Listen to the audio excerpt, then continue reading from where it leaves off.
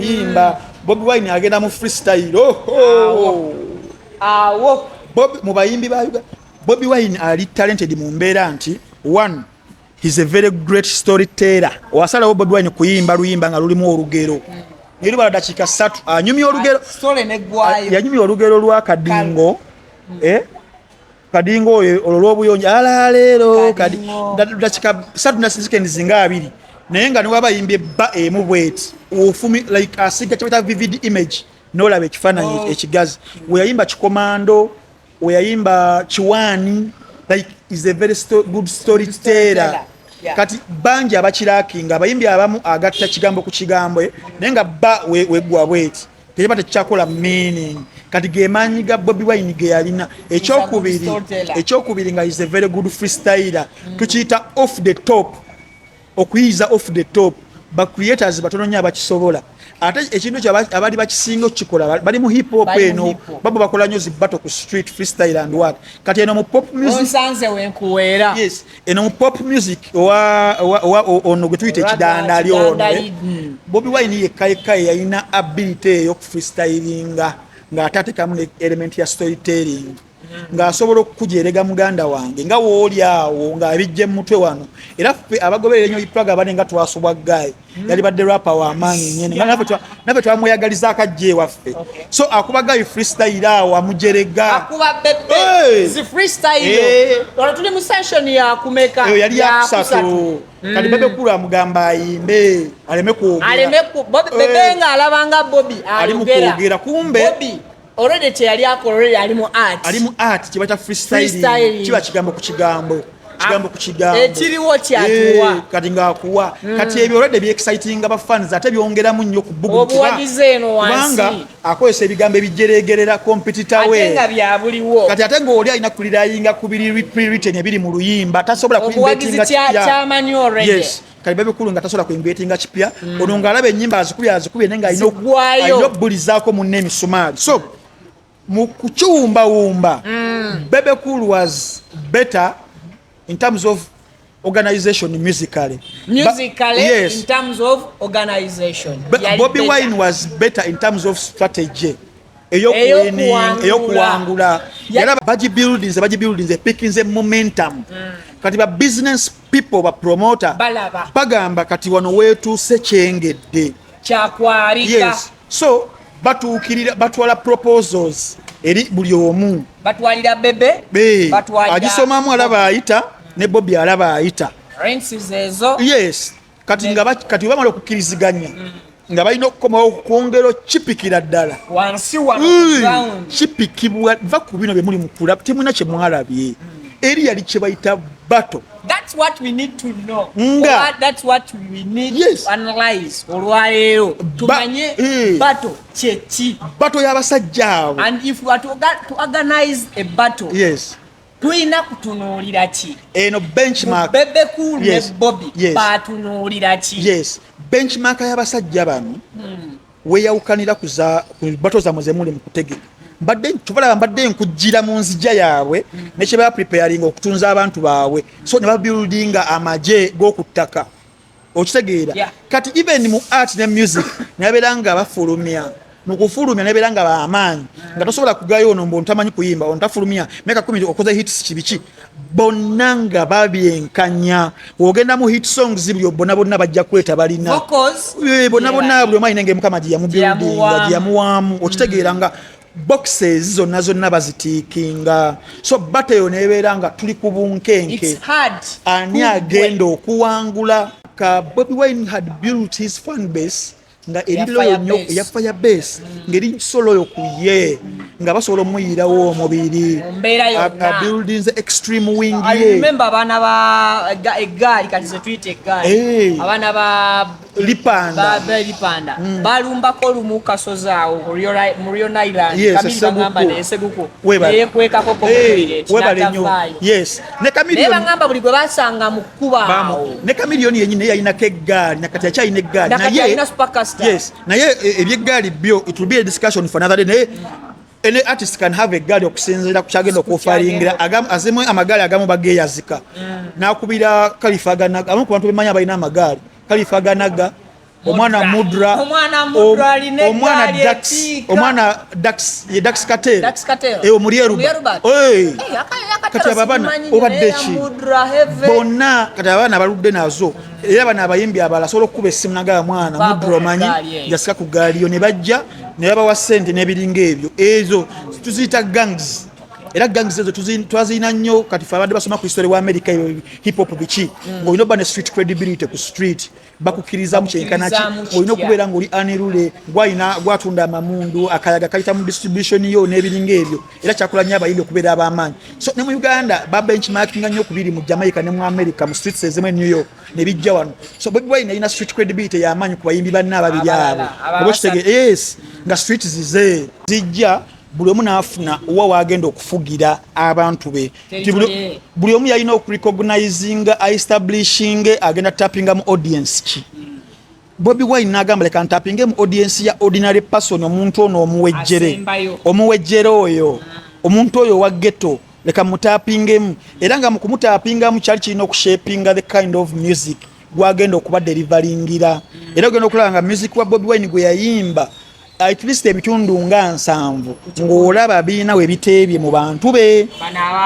webale nnyo so they knew what they call brand identity Bebe Kulu n'agamba nze engeri gye nzaalibwa minisita leka nkikolere mu advantage eyo wadde taata we teyakula naye kuba ne Bebe Kulu ne yakula mu mbeera za ghetto abatakimanyi oba okitegeera naye mu kukula wano neyambala n'okwekonsilinga ne taata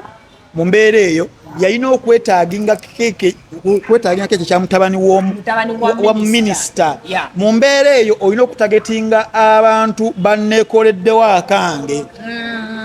abaana b'abagagga bemuyita ba planned kids mu biseera bino oba okitegeera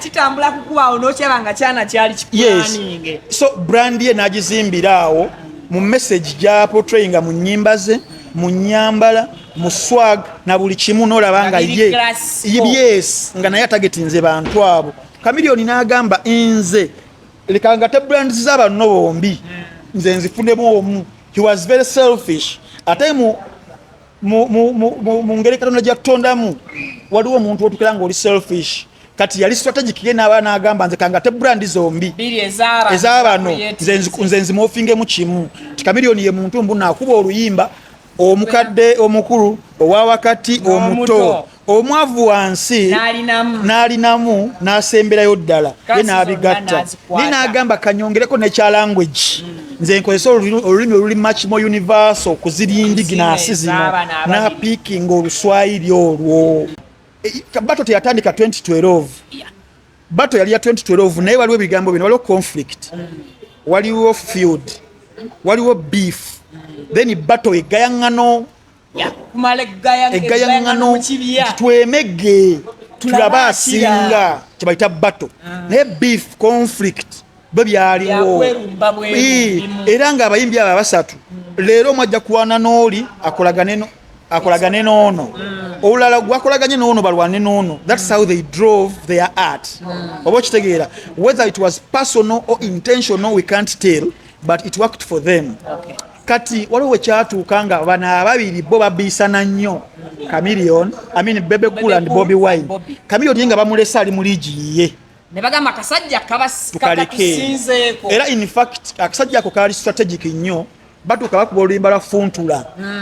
nga bakyali mu firebase beegatta bakakuba nga kafunye omukyala Dorotia balaba kayitira ku mukeeka omukyala alina resources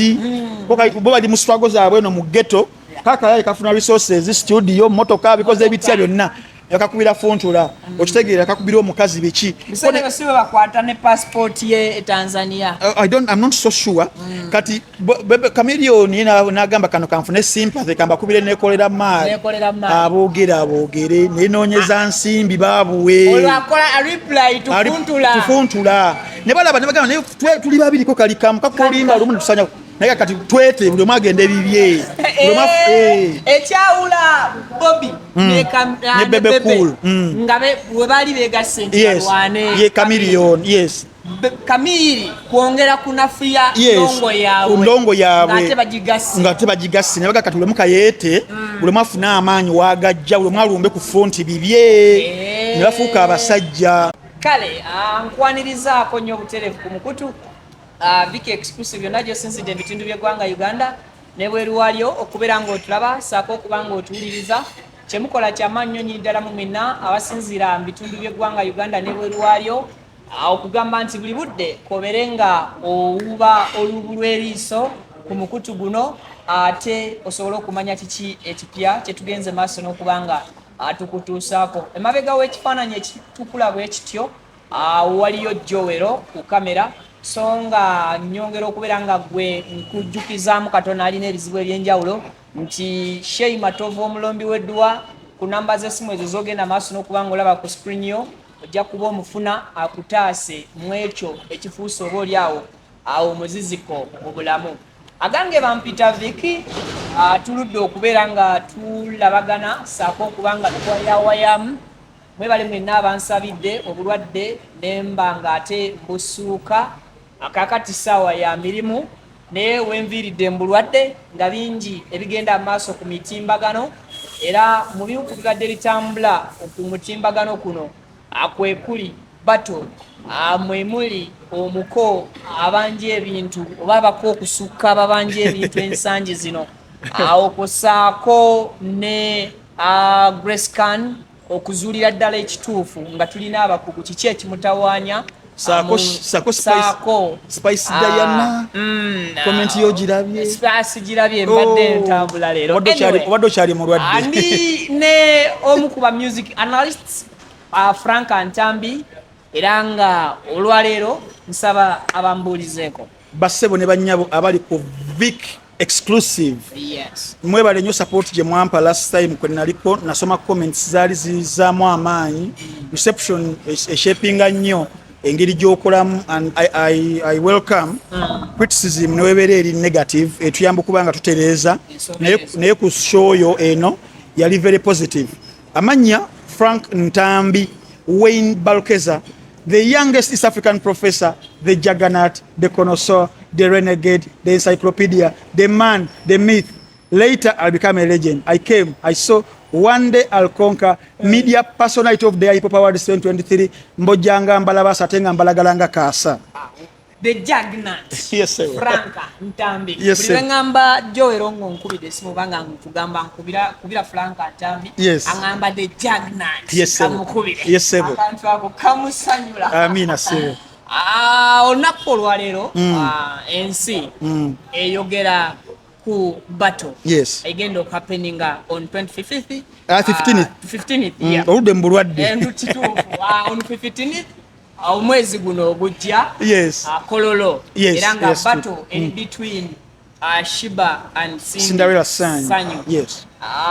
Before bana ababiri nga tetunnabatunuulira kimanyi wabaanalyze nze dda ku mikutu egy'enjawulo ne ku televisions ez'enjawulo nsaba otuddizeeko akatambi emabega ku battle eyali ey'amaanyi ndowooza mu Ugandan music industry gye yaakafunawo mbukyanga industry ebaawo ne tugamba nti eno ye battle eyogeza abantu at first secondly nti ye battle buli muntu gy'atendinze ng'asuubira owuwe okuwangula ye battle eyaliyo wakati wa Big Size Bebe cool ne the bad man ghetto president by then Robert Kyagulanyi Ssentamu aka Bobi Wine. Yes, so nga sinagenda wala nsaba dakiika newebeere mu seconds abiri nga njagala just kujukiza abantu baffe nga tunagenda kubaje wano we tugenda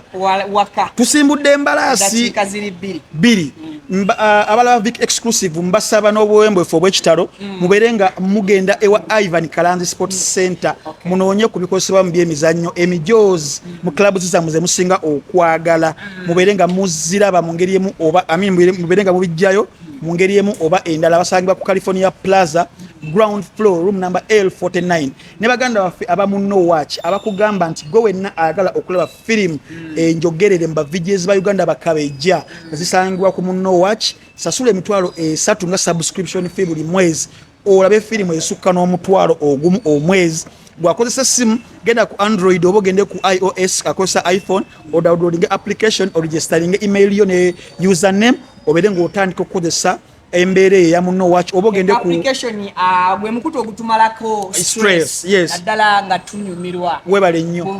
oba ogende mu maloboozi g'aba VJ baffe yes oba ogende ku mutimbagano gwa www.munowatch.com oberenga kigwa then ne baganda bange aba front view property consultants bagamba go wenna ayagala okugula ettaka okutunda ettaka okugula ennyumba okutunda ennyumba oyagala kunoonya apartment gwo oyagala kuva machindo gye kyanja mba ntano awo sula kyanja wanema naye kyanja eyo tebandetera obuzibu kyanja buli gye bakubira amasasi bagamukubira kyanja kyeki nemesi kyanja kati oba oyagala okujjayo weekwate bannaffe aba front view property consultants sako ne muganda wange yaneyunzeeko Sula Birungo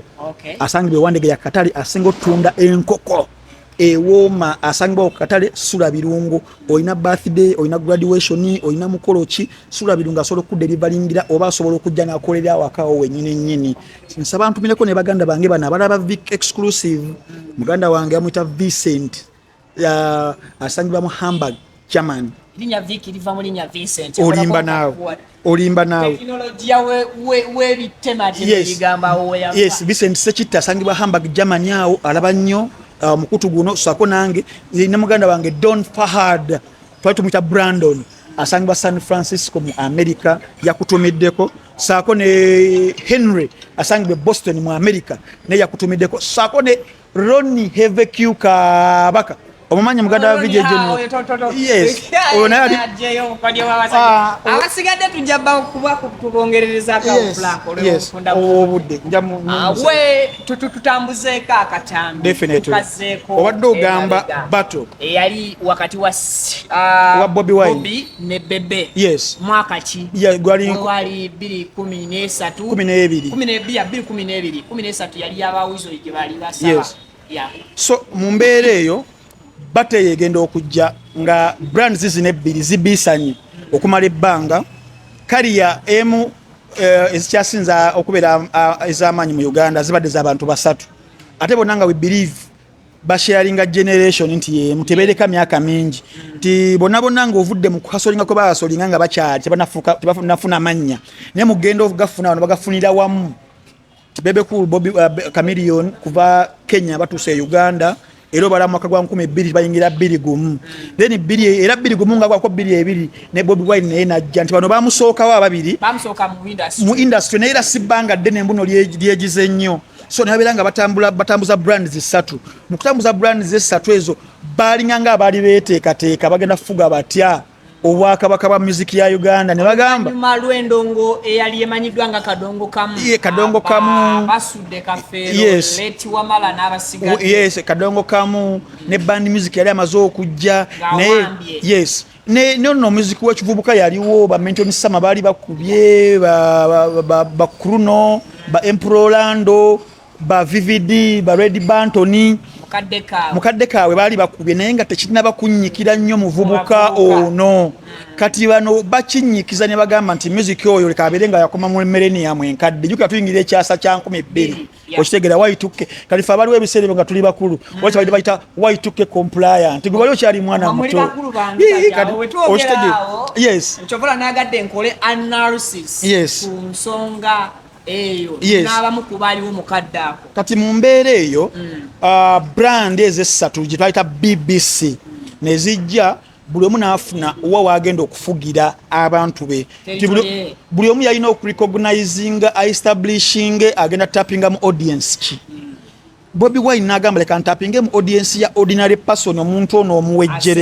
omuwejjere oyo omuntu oyo wa ghetto leka mutapingemu era nga mukumutapingamu kyali kirina okushapinga the kind of music gwagenda okuba delivalingira era ogenda okulaba nga music wa Bobi Wine gwe yayimba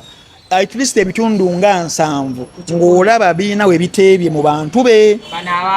webale nnyo so they knew what they call brand identity Bebe Cool n'agamba nze engeri gye nzaalibwa minister leka nkikolere mu advantage eyo wadde taata we tuyakula naye kuba ne Bebe Cool ne yakula mu mbeera za ghetto abatakimanyi oba okitegeera naye mu kukula bano neyambala n'okureconcilinga ne taata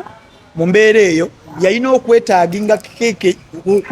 kya mutabani wa minisita. Mu mbeera eyo olina okutagetinga abantu banneekoleddewo akange,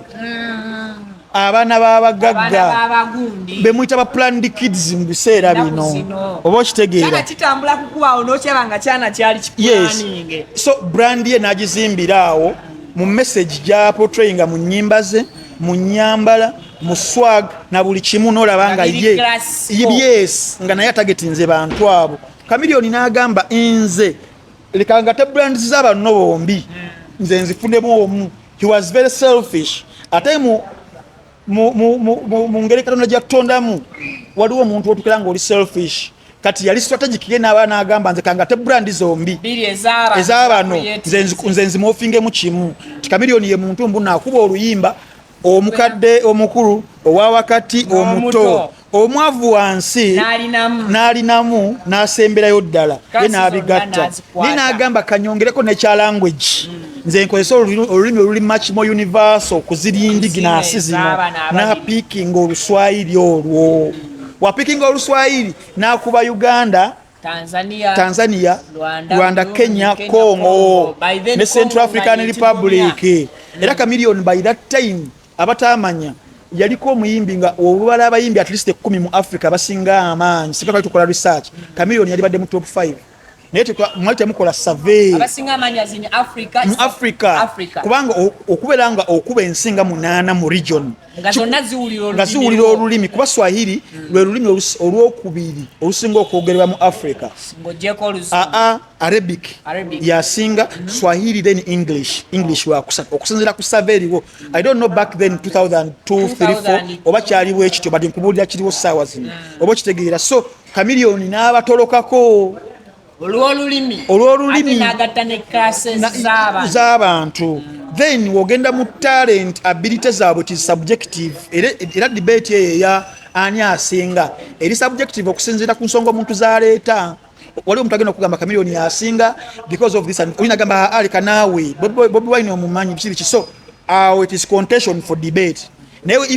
if I'm to rank in terms of potential and ability and talent, Chameleone ayinza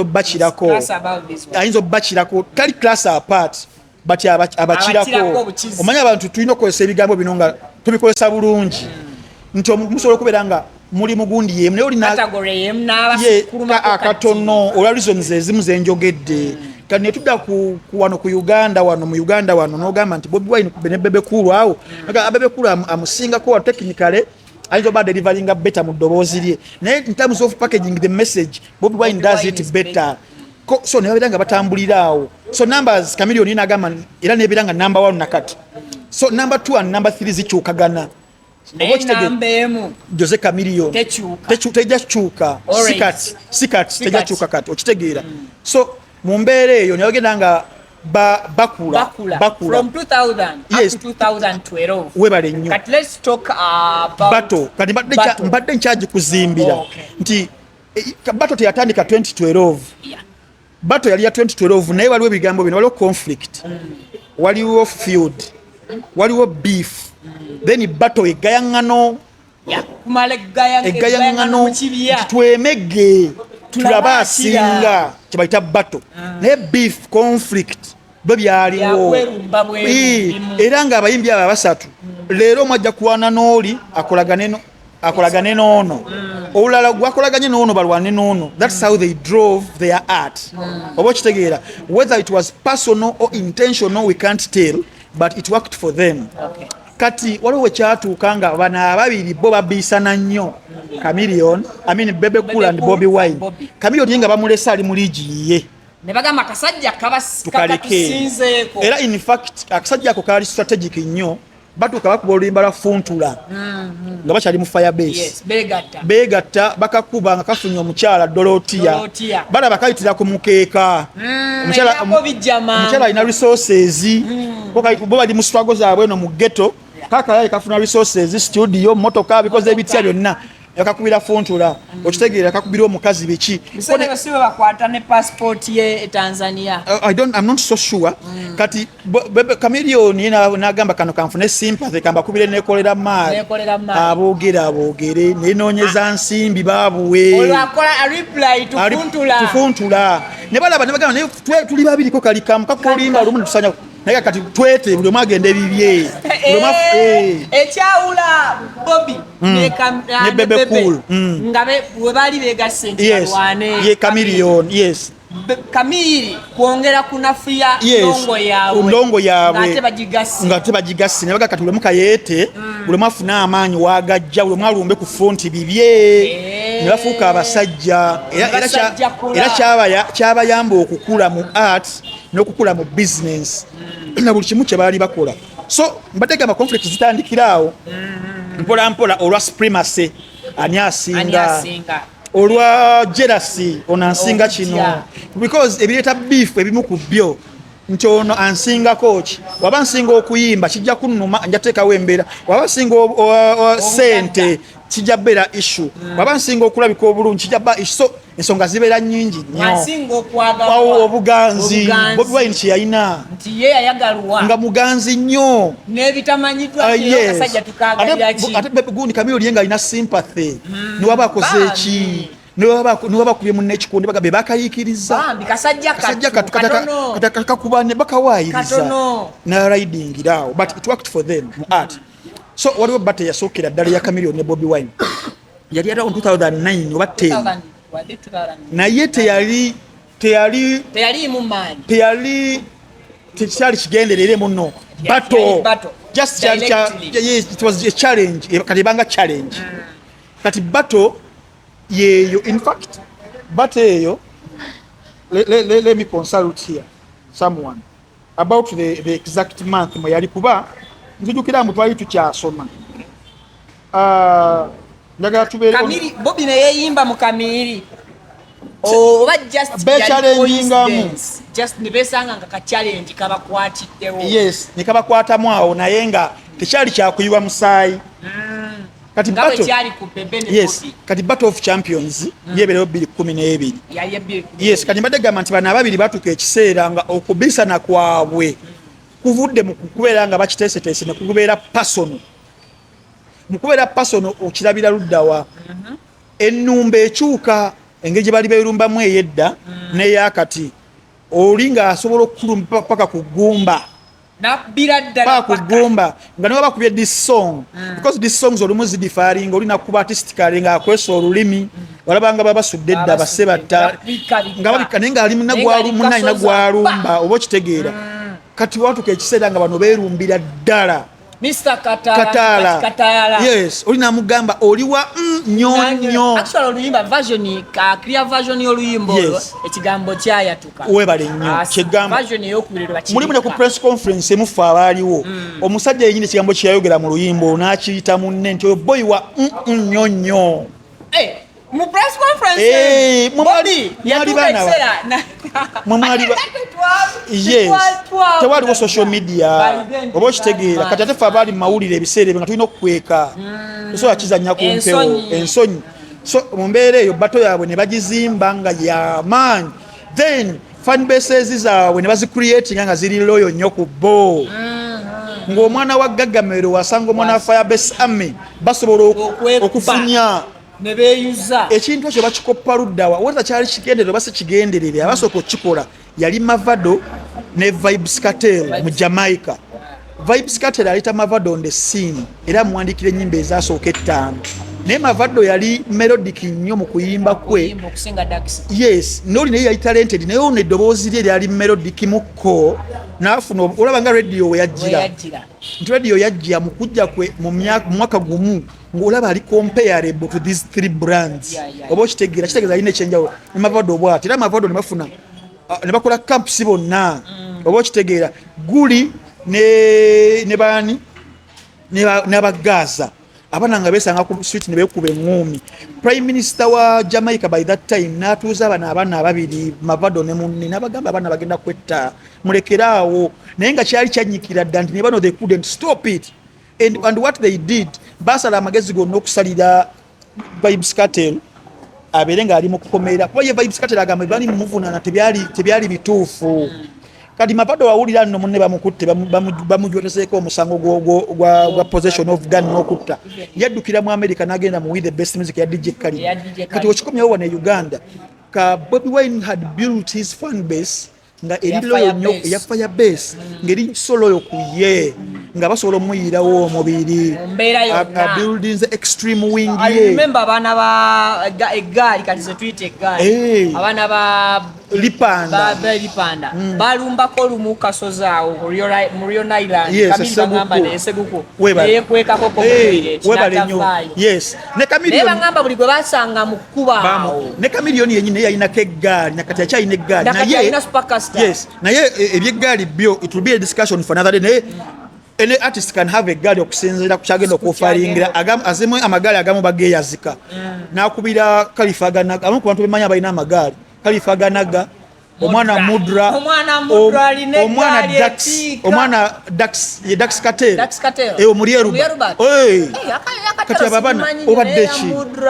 bonna kati abana baludde nazo era bana abayimbi abala sobola okukuba essimu nagaa mwana mudra omanyi yasika ku gaaliyo ne bajja ne babawa ssente n'ebiringa ebyo ezo tuziyita gangs era gangs ezo twazirina nnyo kati fe abadde basoma ku history wa America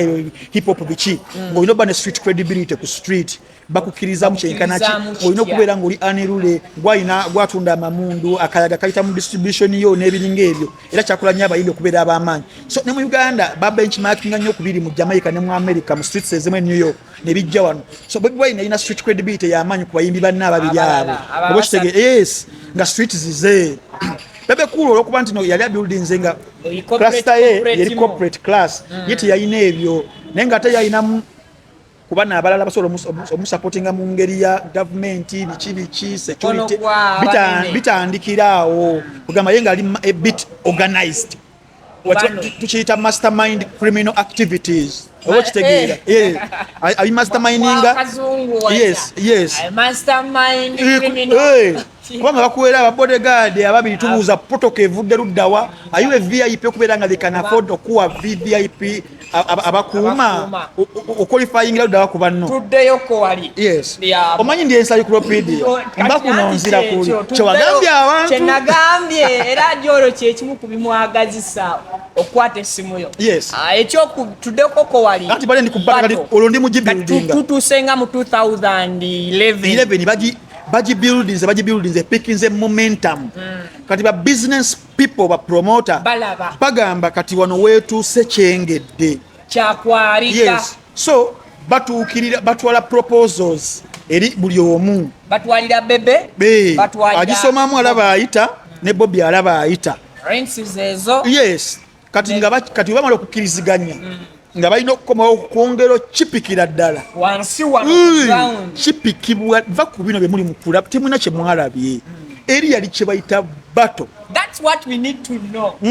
That's what we need to analyze olwaleero tumanye bato chechi bato y'abasajja abo. And if we are to organize a battle, yes, tuina kutunuulira ki eno benchmark Bebe cool ne Bobi batunuulira ki. Yes, benchmark y'abasajja bano weyawukanira ku bato za muzemuli mu kutegeka mbadde nkujjira mu nzija yaabwe nekye ba preparing okutunza abantu baabwe so ne babuildinga amaje g'okuttaka okitegeera kati even mu art ne music nabeeranga bafulumya mu kufulumya nabeeranga bamaanyi nga tosobola kugayo ono mbu ntamanyi kuyimba ontafulumya meka 10 okoze hits kibiki bonna nga babyenkanya ogenda mu hit songs byo bonna bajja kweta balina bonna buli omanyi nenge mukama gye yamubuildinga gye yamuwaamu okitegeera nga boxes zonna bazitiikinga so bate yo nebeera nga tuli ku bunkenke ani agenda okuwangula oba okitegeera kati ngawo zitali busa bate etuuka 2012 ejja beeyiwa ekyaddondo abali bategese tuli kuntegeka ya battle. Yes. First of all ngenda creditinga ya university olwokuba nti yayiyiza bato y'ababiri bano Simba ne Simbi. Ngenda soka nyiwe muka creditinze ng'omuntu olw'ensonga nti engeri gye batandikamu tebasooka tulaga newankubadde omuntu eyalina obwongo obuggule yali asobola okiraba. Njagala step by step otutwale ku butya battle ne Bugumu bwe lyali mu biseera bya Bebe ne Bobi. Yes, ebiseera ebyo campusi zonna nga buli omu walaba kati fan base zino ze bali bazimbi ebiseera ebyo social media Facebook yali etandikiriza. In fact Facebook etandika mu Uganda wali etandika 2009 awo kubanga twali tukyasoma tuli mu senior ya 5 naye nga abalina amasimu to access Facebook n'ebitundu tebiwera 10 ne account yo bwe olwaleero enkyo ogulawo ndala manyi nti basobola recover. Yes, so era ku ebiseera waliwo abaana abali balina amaanyi awo ku Facebook awo kati batuuka balaba there is a medium a platform empya ze mu Uganda kubalina okubeera nga ba integratingira okiraba social media Facebook wejja by 2012 yali efunyemu kumanyimu mpola awo abalaba Facebook yesawa zo social media tebamanyi kitwale ko fe biseera biri nga ne data okumufuna lutalo nga tulina kyota Facebook 0 ngaha kalinga nakasoka na mu website wekatikata nola buli cha postinze n'ogenda nga tukolerako byakwevuma kubeera faba mu kuba anirula abali ku Facebook ebiseera ebyo nze nange nalitwaliko kwezu group era account zaffe zasoka bazigala nawo okitegeye nenga fe tubeera otunoonya ntalo webityo so bateke Bugumu ku ground wano ne bateke Bugumu mu media nga baba kyaze ntakera naye tetwalina TV nyingi. I remember Omubima Asembe wabukedde Mr. Mosh bebali bana baliwo ne Douglas Lwanga ng'akyali Katogo kuba ku the beat agendayo oba 2 years after that battle if I'm not mistaken. So Bugumu mbagizi weeriri nti n'abaana eno ennyimba kati abali basoma nga babera nzege twabera ku ssomero 2009 nali mu senior 5 Lubiri SS nga tuva mu class ne tugenda ku break Lubiri yalina abaana 35 nga kantini ze twali tulina nga zijjulako abaana nga 10 nga tosobola kugula kati ffe abamu nga tulina na sente nga tukubawo mboozi naye emboozi yalingawo yali ya kamiliyoni Bobi Wine Bebe Cool basatu nga dakika 3 zigwako tulina kye tulidde naye nga emboozi nga tunyumiddwa tukusa ne tugenda mu class buli omujuka tulina streams mpitirivu nnyo ne tweyawula naye nga tubeera ku backbenchers naye nga tebiwedde ku break ne twegirira eyo ne lunch kyekimu oba kitegeera nti these guys had built their brands tokability and conversation etandikira mu baana b'amasomero secondary okusinga eyingide mu bakampasa eyingide mu corporate people eyingide mu media eyingide mu ground bano mama nachi ntunda Katogo owa boda owa taxi owani kugamba ebipande babikubye ku obadotya nze mfira ku Bobi bino byemulaba tewali kye mwalabi olinga afuna ekifaananyi kya Bobi Wine n'akiwa n'amata nga kinywa bwekiti era nze mubira bano ku campaign era nga babikola ku Bobi Wine olina afuna brush nga asanyirira akavire ka Bebe Cool oba kitegeera bato je tuliko okitegeera kati mu kukiwumbawumba the momentum was very very high, the anticipation was very very high. Okiraba show okutuka ku show kwennyini batuuka baawulamu site aba Bebe Cool because baba kubagatta balye kati bajawulamu we bati aba Bebe Cool na Bobi Wine eno sengenga atwawule abawule so buli omu naakuba okusinziira abakubye sets zaabwe mpola mpola session yali ya 15 minutes ngowamu munno eno waliyo mulangira Ndawusu kusadi ya Bebe Cool Bobi Wine nga ina badikaniyo dikaniyo bomujjukira yes yes n'abalala lawo nze besijjukira kati etuuka nga balina ojjongera mu be bennyini because session esookayo yali musical yali kuba naye nga balina building a climax. Nalaba mu battle eyo nga okuyingira obuyingizi already omuntu okuyingira obuyingizi already yali battle yes so ne bakuba sessions nenga balina building a climax ya show ewedde nga teyina kugwa mirembe kubanga aftermath yali determininga kyamaanyi ku kariya za bonna nga yalina continuinga for commercial purposes and relevance era batuka ekiseera awo batandika okweweereza ebigambo kato tukoze ekyejabu tugende maaso ntyo yes batuuka nga aftermath balina ogirowoozaako ennyo so wano mu kukuba ne batandika okweweereza ebigambo ebisongovu session yesooka eri musical kati tuzze erimuko ku feeling antambi abaaliwo nga bategeera bulungi ne mu mawulire nga weemuli first session ani yagimegga it was 50-50 kuba bonna as expected bakuba ennyimba zaabwe eziri mu bantu oba kitegeera Bobi Wine nga kuba buli limba lwakubwa they sing along ate okumanya kyali kyanjawulo nti mu session eyo yasooka yali musical nga Bobi Wine waba akubye ababebe kulu banyumirwa nabo ne bayimba n'ababebe kulu Bobi waba akubye baba banyumirwa because olaba music ono nabadde nnyonnyola abantu ne ngamba nti wali tulina sides naye abawagizi tuli omu teri muwagizi muno nze mpuliza Bobi Wine yekka era ajawulira olwa kamiliyoni alwagale oba olwa bibikulu oba olwa research nga lumuli wano mu mutwe ayabe ng'omuntu ayagala muntu ayagala oli tesaawa zino owuliriza first aid research wadde wagirawo bakabuyesemu ogoba ntoyinza kutasinginga along kyekirungi ekiri ku music ekitali mupiira kwanza wamanyi n'okulaba obulabi Arsenal manyagala nga bagikuba naye ku music kiba kirala okitegeera so waliwo sanity awo mu sessions ezasooka okitegeera so 50-50 then tuddamu session endala Bebe Cool n'introducingamu choreographer awo n'aleeta awo bannandujja n'aleeta badancers awo on the other side Bobi Wine nga alina crew ye bano bampujja gundi teyaliiwo naye nga alina abalala abamubugiriza ate bukyamaani nkitegeera kati nti sebo yali afujirira rasta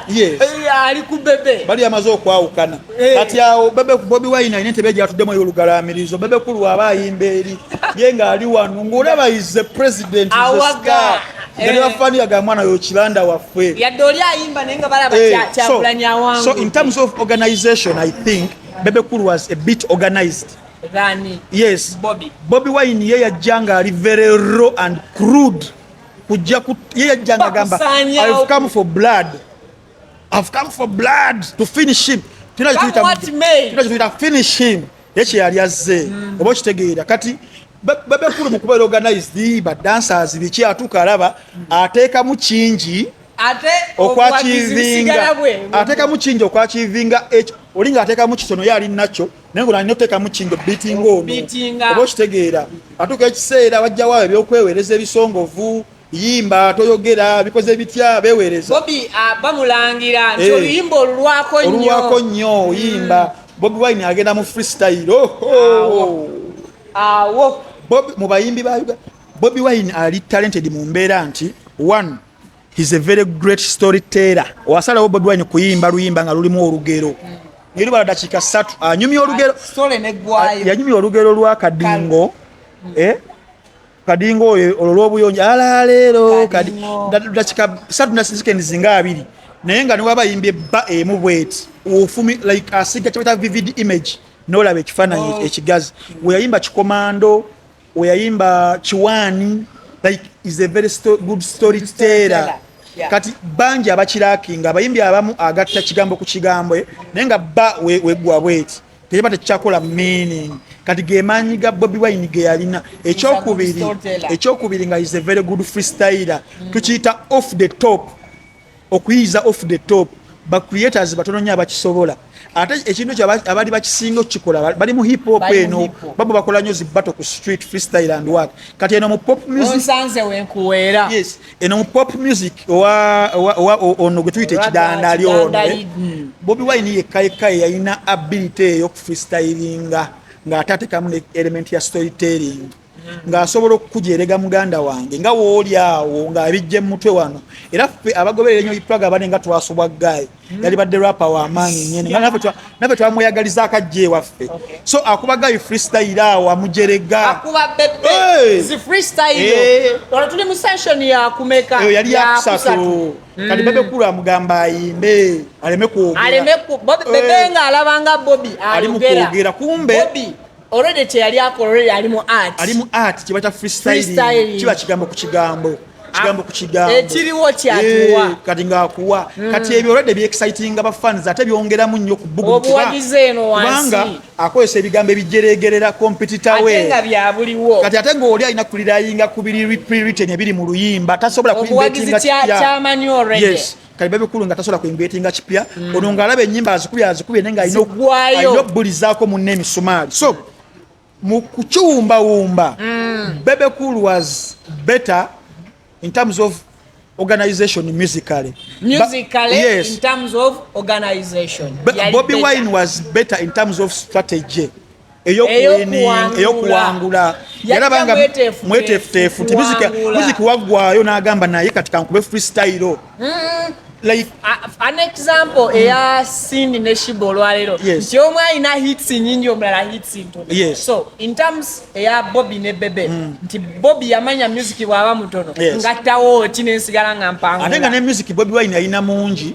naye tukize tugaane Bebe Cool element yayinza osingamu ku Bobi Wine I think the vocal ability ya Bebe Cool agikozesa far better than Bobi Wine. Bobi Wine is very good mu storytelling nga we gambye ne relatability ne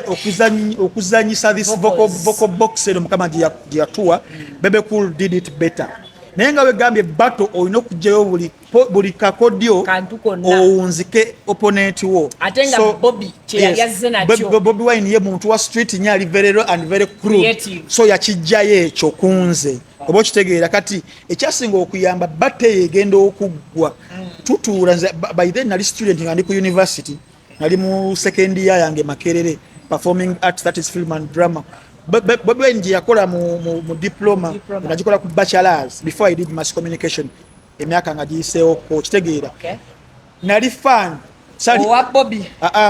nze kuva dda abayimbi be nali nsinga okwagala back then kati bikyukamu because owulira new music and what ne bikyuka naye nali njagala nnyo akyuka no position yo nekyuka ku bantu boyagala okusinziira but back then 2012 nali wa chameleon nze nganze kati bate yo nali very neutral nga sina gwe njagala awangule so that's why you're here otuwa echai nali wa chameleon nyo so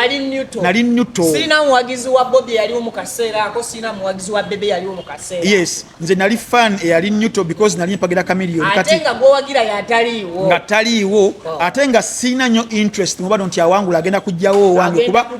owange nze I believed that he was the best obochi era was contented sign panic yonna ne Juliana Kanyomozi nziganyagala abayimbi basatu bali bana Jose Chameleon, Juliana Kanyomozi, Maurice Chiria ne GNL Zamba abayimbi bali bana era nakati tekikyukanga era benjagala nabala beyongeddeko kuba mulimu abapya abazze between that decision and now okitegeera kati mbadde gamba nti ekyasinga okukola obulungi mweyo battle tewaliiwo kyetugamba mbu ono yawangula ono yafiirwa they both won but it was a battle won yes but yes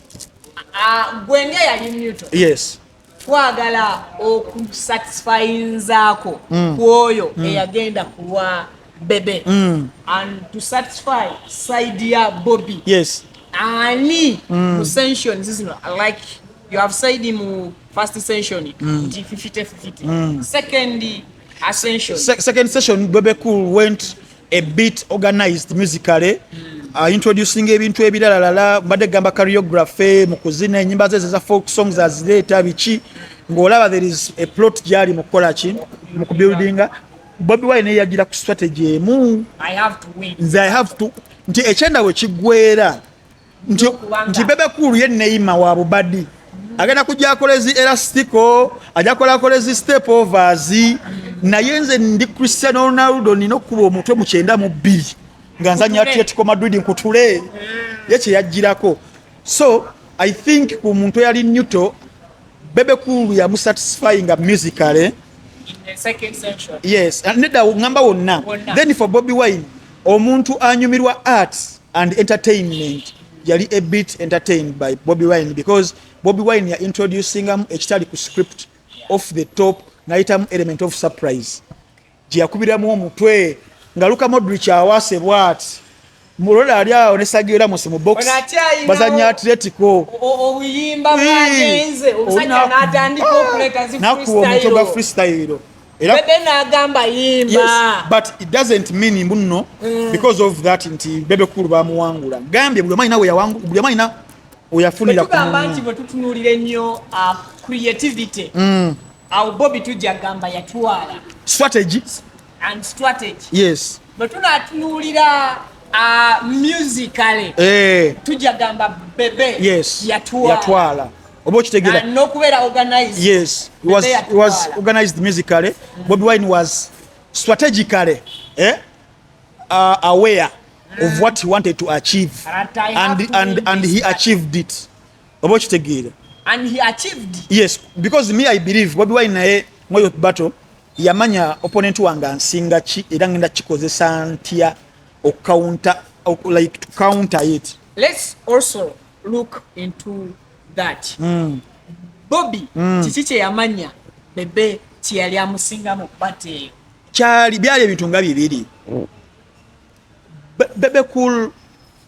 seemed to be someone yali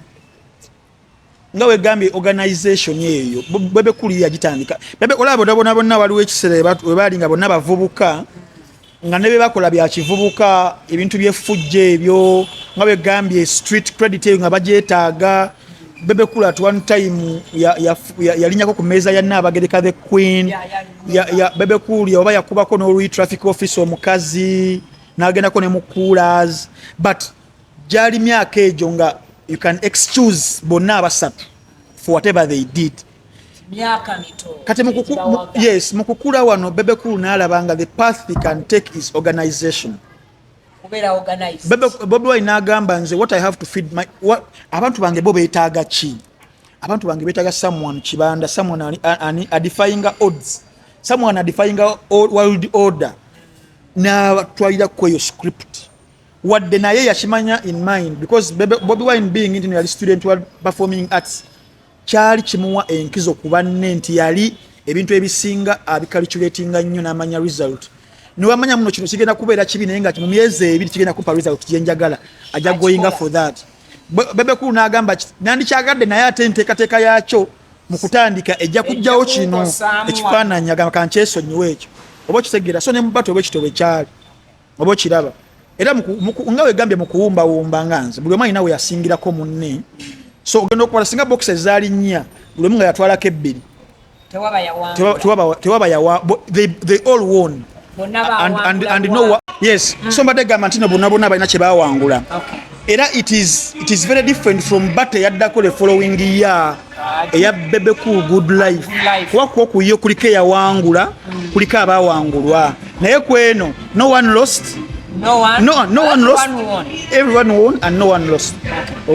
So inze kusaidi yange okugamba nti Bobi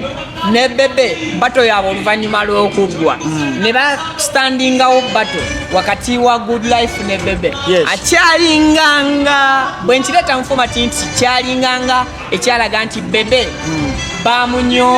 bamunyoma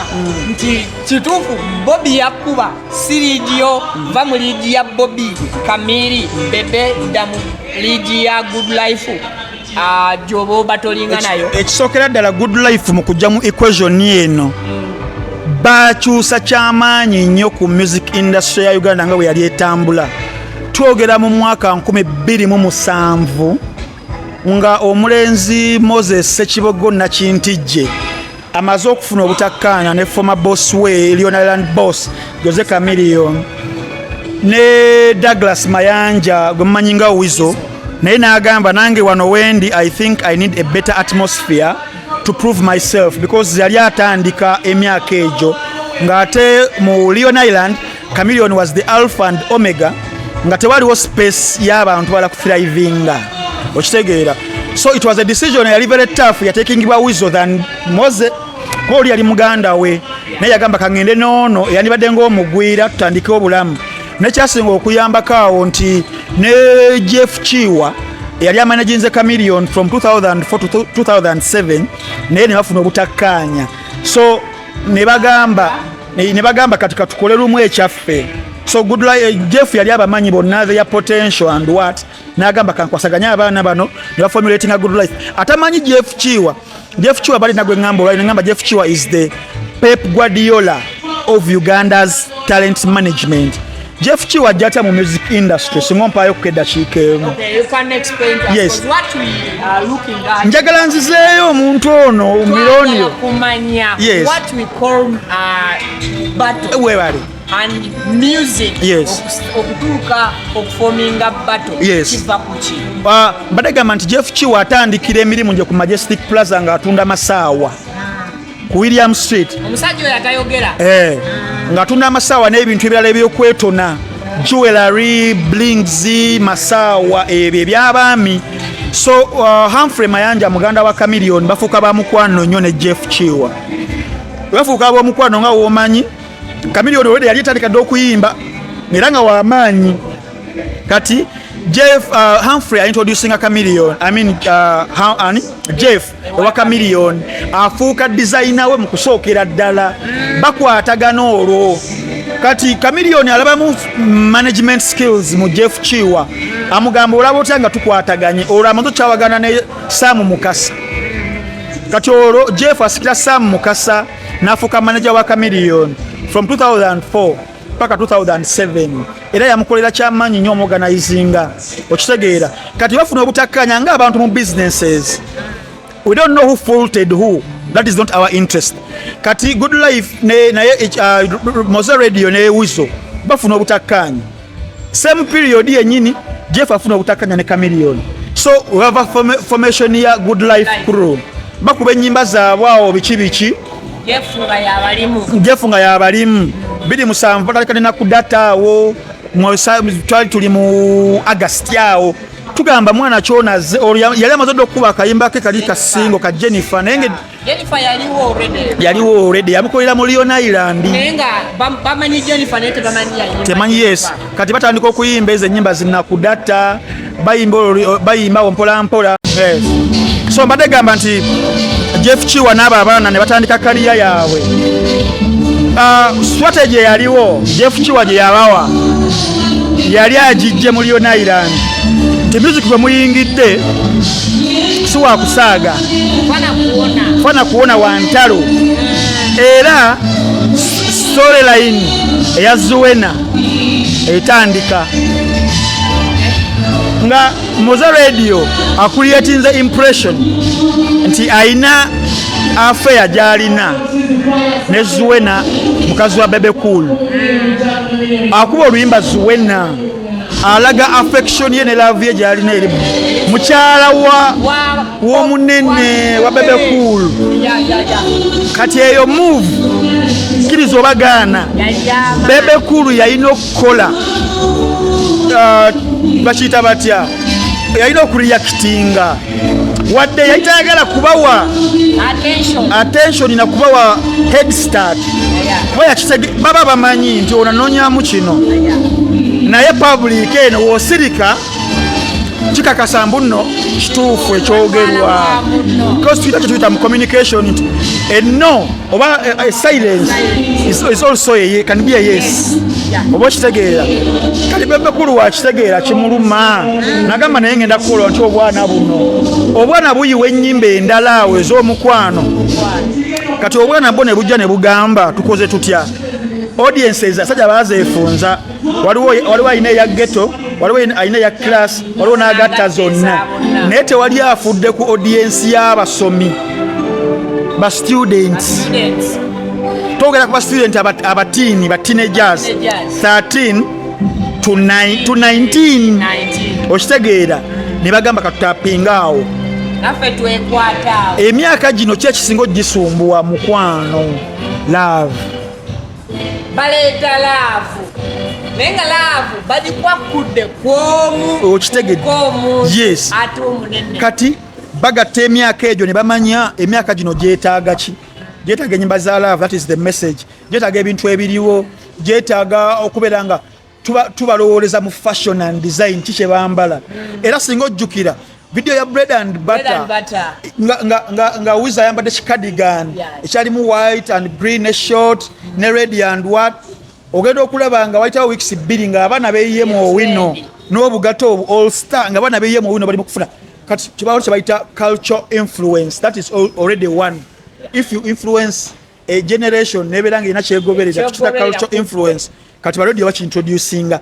bawamba abaana b'amasomero okitegeera ate nga be bali abangi kati bafuna entry mu discussion ya the big three ne bagattako n'ekyokubeera nga bareleasinga good music and love music like nga mungi oba kitegeera bakuba ennyimba nga nnyingi naye nga nnungi nga kimenke bwatukoze omwaka olwo producer Washington eyali producer wa Bebe Cool ate producer wa akyawaganamuko kuba the formation of good life yalina abantu abali disgruntled mu former bosses baabwe. Washington as a producer, he was a producer ewa Bebe Cool nga womanyi ebya business yoza ne bafunamu obutakkaanya. The manager nga alina obutakkaanya nani ne Chameleon. Era ogenda okulaba nga good life yennyini balumba abantu babiri balumbanga Bebe Cool ne Chameleon. Ewa Bobi tebasalanga babulawo kye bayinza okwagalayo ate Bobi ne bakyagala nnyo nga bali mu bakubira bano babiri oba kitegeera neyongera ku good life oba kitegeera ngeno bakubira Chameleon teacher bamukubira sitaani bamukubira nyimba zikamira Bebe Cool bamukubira zizuwe na bamukubira ennyimba endala lao webityo kati abaana abo ne bayingira mu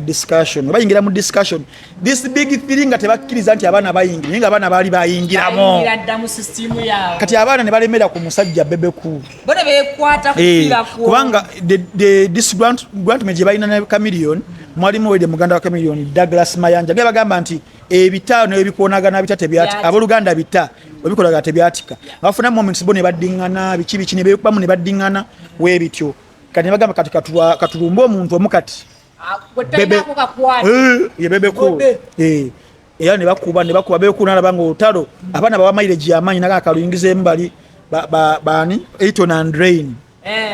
bayimba zikiwokaawo biki abaana bonga owokuwa bamumanyi bagamba eno diversion fe tumanyi trophy okitegeera so olutalo bwe ne lukula and before we knew the promoters abaliwo back then ne balabanga it was ripe enough yes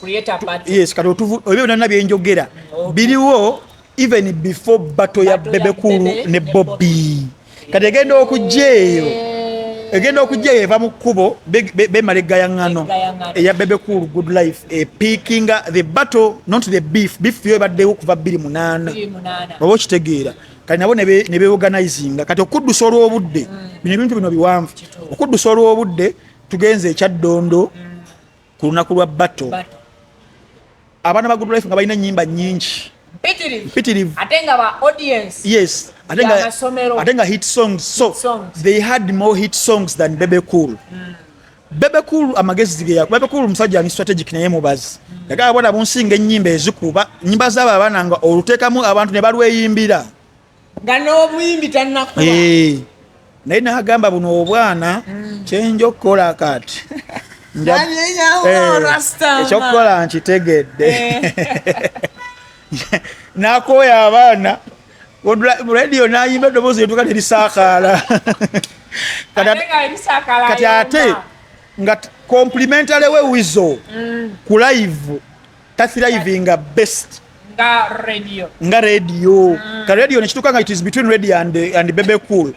wizo nga ali mu beam skill biri kali beam skill biri biyamba nnyo mu studio biki wano ku live muganda wange biba tebi addinga kyamaanyi so amanyi ga radio good life negetolako ebitundu nga 3 oba 4 so radio namegana n'ekisajja ekisajja kimusinga experience radio was better gifted in terms of vocal ability of course ate omusajja kyasoose okumulwana kutta radio neye nayimba naye nabeera natuka beat nga ali tired okitegeera alaba asika wala nekiri kyakubisa experience nekimutwala nekiga tujagenda mu bunya afadhali gwereyo in fact n'obunya tebatuuka kyamukutulira mu extra time Bebe Cool era tugenda ogenda kuyaddako Entebbe eyali ku beach Entebbe ate abakulu boba tebalabika nakulabika oba okitegeera so Bebe Cool bato yagiwangula buva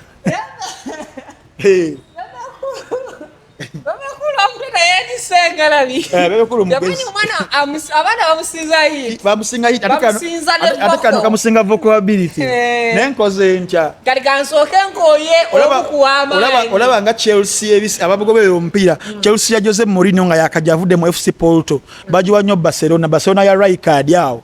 Rijkaard nga ayina Ronaldinho ayina ba Samuel Eto'o ayina ba Van Bommel ayina ba Iniesta wani nga basamba omupiira akawo Jose yatuka ekiseera nga bagenze ku Stamford Bridge eri ku New Camp bagwali gwedde meka Jose nga yetaaga draw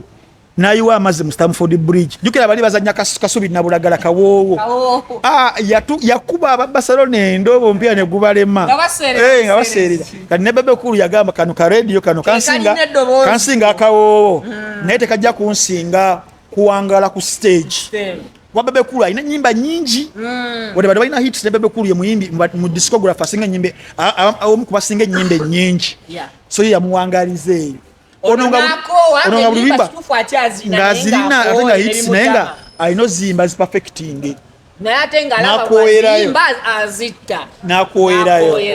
so siliba baba wizo teyayambako kasajja era radio yatuka backstage nagana ne guno wizo nga gumenyeza nnyo gumagwaya okitege saya kirieri kimalevu kitutwala guno sikiri baba square no yali dokola ina muka train ka yamuga daga no daga nagama nzogalange vocal box yange mukama yajukomya nzogala nkoleji so wewe to ebyali muganda ku stage ya Good Life and Bebe Bebe ya wangula Good Life kibaita handicap over no gorogoro yamukuba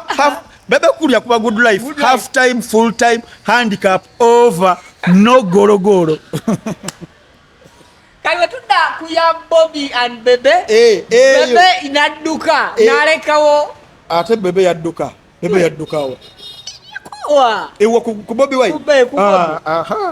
Bebe Cool kyatasobola kukola kulekera Bobi wai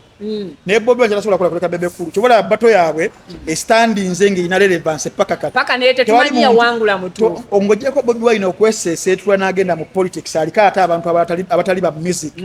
wasingide ku Bebe Cool level nizawukanawo because of the career path they are choosing ne in terms of music betwala nerero nakatera ogenda mu music katera no bakomyawo besusumbula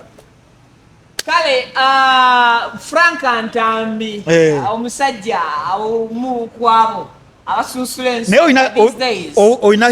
encyclopedia ntimbijja ate oina historian nti ebintu that's why nyamye era ngenda dde yongerako historian kuba kati ajogedwa video exclusive ate kujoga byonna byogedde webale kubeera ng'okyalina that memory abamu ku bantu abasinga okubeera nga balina memories ez'amaanyi ebamu ate kuba tugenzeeko nange osanga ŋŋenda ava ekyanja ojja kusigaza emirembe at least dda mu ntinda kisasi saizeeyo ng'okimanyi waliwo omuntu gwe bakubye nansana ejja akatayimbwa naye temumwogerako yeyo tetumumanyi si mwogezi abogezi be bafiire ekyanja kakati webale mukama tusaba ayongere kubeera nga akuuma abantu abalina emitwe egisobola okutaggulula emitwe egitali minafu egy'abalala wabula egyabakaya n'okwagala okuyiga n'okumanya naye ng'okumanya okubalina kujja ate mummwe abasobola okwanalizinga n'okujjukira history ne mubakomezaawo mu butuufu bwabwo Joel ndowooza tasobola kukkiriza omukove wano nga soogeddeko zeemu agamu kumanya sago kati nina amanya 7 naye mbabuliako half Frank for the first time gatu ate for the first time bwegaba nga bulijjo tuwako half tuwefu amanya nga bulijjo Frank gegatamala ngonjogeza okunza mu history w'ebiseera ebyo nga tomaze na kumbriefing nze nzize wano nga manyi nagenda mu Cindy Spicy Sheebah lwaki sina kumwogerako ability ya Cindy ense egimanyi ability ya Sheebah ense egimanyi babalabye yes before even besides babalabye but buli omu amanyi amaanyi ga buli omu and we are going to tetujaba kiri mu girasi tugenda ku bato tulina okubeera nga tugaziirizaamu yes nkimanyi olina analysis ow'emyaka 12 emabega obadde kimyaka 5 kale singa ojja kuntuba kubaka kati mutamugoberera nnyo bino mbadde ngenda kubuulira beefs ezikyasinze mu world of music mbadde ngenda kubuulira just njogera mannya eya Michael Jackson ne Prince eya Whitney Houston ne Mariah Carey eya Mariah Carey ne Jennifer Lopez eya Rihanna ne Beyonce eya Rihanna ne Ciara eya Mavado ne Vybz Kartel badde ngenda kujukuwulira badde ngenda genda Nigeria nkuwulira eya Yemi Alade ne Tiwa Savage badde ngenda genda Kenya nkuwulira Khaligraph Jones ne Octopus badde ngenda genda nkuwulira Mr Nice ne Dudu Bad badde ngenda filming tugamba kati ninako enjagala wenjagala next time if we get time njagala